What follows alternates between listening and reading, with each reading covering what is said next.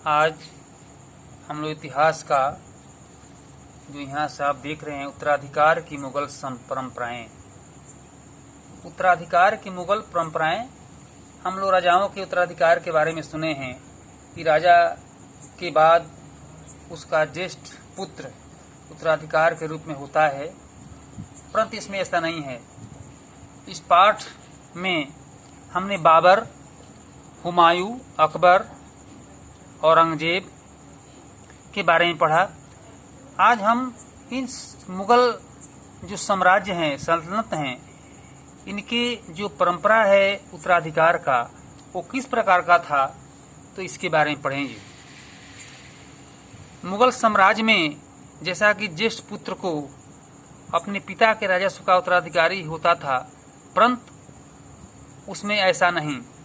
उसमें वे जितने पुत्र उनके होते थे, सब में उस परंपरा के आधार पर वो उनके उत्तराधिकार बनते थे। मुगल और तैमूर वंशों की प्रथा को एक ऐसे मोड़ दिया गया जिसमें उत्तराधिकार का विभाजन समस्त पुत्रों में कर दिया जाता था। इस प्रकार से वे ज्येष्ठाधिकार या सहदायाद इस रूप में माना जाता था।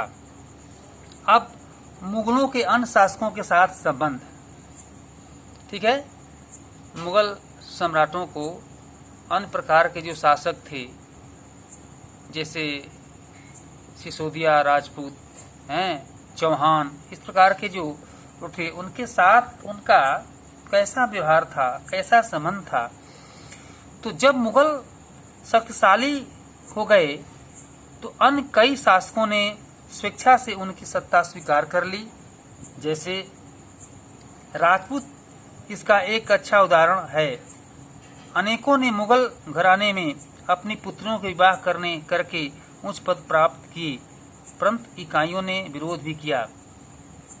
अब देखिए, कईयों ने इनका विरोध किया। जैसे सिसोदिया राजपूत लंबे समय तक मुगलों की सत्ता को स्वीकार करने से इनकार करते रहे, परंतु जब ये हारे तो मुगलों ने उनके साथ सम्माननीय व्यवहार किया और उन्हें उनकी जागीरें वतन जागीर के रूप में वापिस कर दी।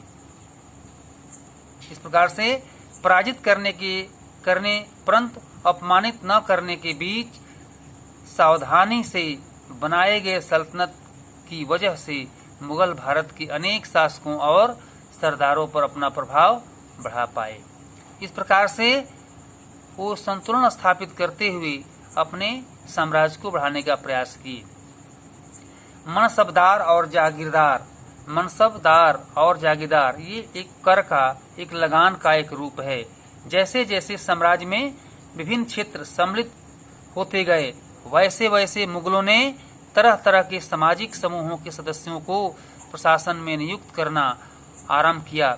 शुरू में ज़्यादातर सरदार तुरानी थे, लेकिन अब इस छोटे समूह के साथ उन्होंने शासक वर्ग में ईरानियों, भारतीय मुसलमानों, अफगानों, राजपूतों, मराठों और अन्य समूहों को सम्मिलित किया।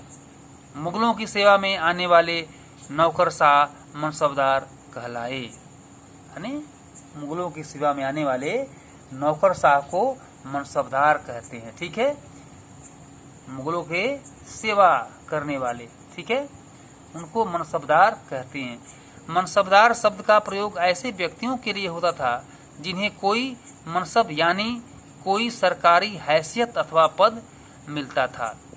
यह मुगलों द्वारा चलाई गई श्रेणी व्यवस्था थी जिसके जरिए पद, वेतन एवं सैन्य उत्तरदायित्व निर्धारित किए जाते थे। इस प्रकार से हम देखते हैं कि मनसबदार एक ऐसे रूप में होते थे जिनको एक छोटे से जमीन का जागीरदार उनको बनाया जाता था, उनको दिया जाता था। और मनसबदार अपना वेतन राजस्व एकत्रित करने वाली भूमि के रूप में पाते थे, जिन्हें जागीर कहते थे। इस प्रकार से उन्हें इस प्रकार की व्यवस्था को संभालने का एक अपना प्रारूप होता था। अब हम देखते हैं कि अकबर के शासन काल में इन जागीरों का सावधानी पूर्वक आकलन किया जाता था।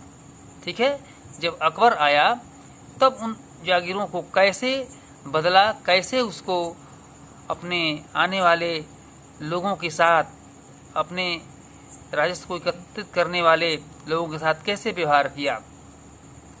इनका राजस्व मनसबदार के वेतन की तकरीबन बराबर रहे। औरंगजेब के शासनकाल तक पहुंचते पहुंचते स्थिति बदल गई। अब औरंगजेब क्या किए, इस कर व्यवस्था में, इस मनसबदार में, इस जागीर में अपने को परिवर्तन करने का इरादा किया। मनसबदार के वेतन से बहुत कुछ सीखने और बदलने का इरादा वे बना लिए थे। मनसबदारों को की संख्या में भी अधिक वृद्धि हुई, जिसके कारण उन्हें जागीर मिलने से पहले एक लंबा इंतजार करना पड़ता था। इन सभी कारणों से जागीरों की संख्या में कमी हो गई। फलस्वरूप कई जागीरदार जागीर रहने पर यह कोशिश करते थे कि वे जितना राजस्व वसूल कर सकें कर लें। अपने शासनकाल के अंतिम वर्षों में औरंगजेब इन परिवर्तनों पर नियंत्रण नहीं रख पाया।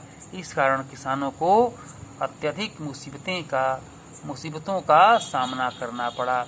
जब ये हम देखते हैं कि वास्तव में अकबर के शासनकाल में किस प्रकार से जागीर का काम था, वसूली था, कर वसूली का था, और कैसे ये औरंगजेब इसमें परिवर्तन किए, इस प्रकार से हम इस विचारों को एक नया आयाम देने और उसे बदलने का हम प्रारूप इन शासकों के द्वारा हम जान पाए।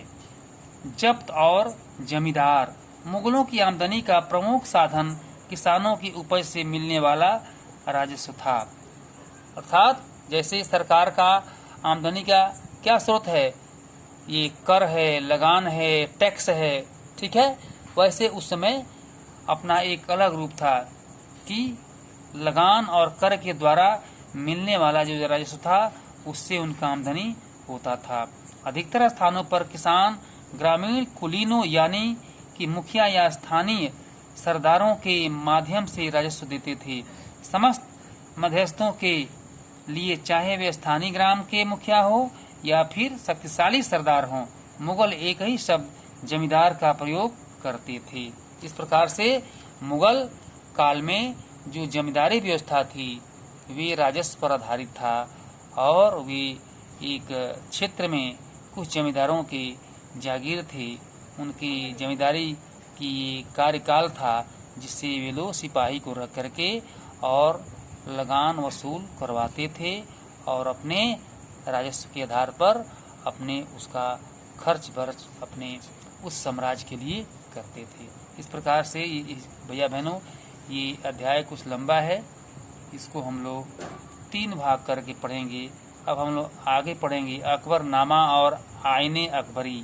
आईने अकबरी क्या है, अकबरनामा क्या है, अकबर की नीतियाँ क्या है, नज़दीक से एक नज़र हम इसको देखेंगे और पढ़ेंगे। इस प्रकार से जो इस पाठ में आए हुए हैं प्रश्न, उनको 3-4 प्रश्न को हल करके हम भेजेंगे, और एक दूसरा प्रश्न जो आपका हम दिखाते हैं, ये दूसरा प्रश्न है, ये रिक्त स्थान भरिए, इसको आप लोग हम गृह कार्य में देंगे और एक फ़ोटो खींच के दे देंगे, इसको आप लोग गृह कार्य में कर लेंगे। और तीसरा तक हम चौथा तक हल कर दिए हैं, और इसके बाद जो अभी हम पढ़ाएंगे, क्योंकि जैसा कि 3 खंड करके पढ़ाएंगे, तो जब अंतिम खंड पढ़ाएंगे तो ये आपका जो प्रश्न है इसका उत्तर हम लिख करके दे देंगे। धन्यवाद।